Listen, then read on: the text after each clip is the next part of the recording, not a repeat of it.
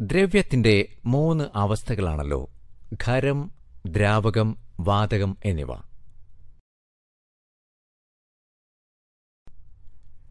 ഖരപദാർത്ഥത്തിലെ തന്മാത്രകൾ വളരെ അടുത്താണ് സ്ഥിതി ചെയ്യുന്നത്. തന്മാത്രകൾ തമ്മിലുള്ള ആകർഷണബലം വളരെ കൂടുതലാണ്. ഖരപദാർത്ഥത്തിന് നിശ്ചിത ആകൃതിയും വ്യാപ്തവും ഉണ്ടായിരിക്കും.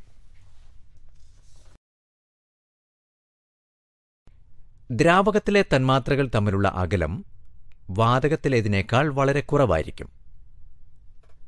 അവ തമ്മിലുള്ള ആകർഷണബലം കൂടുതലുമായിരിക്കും.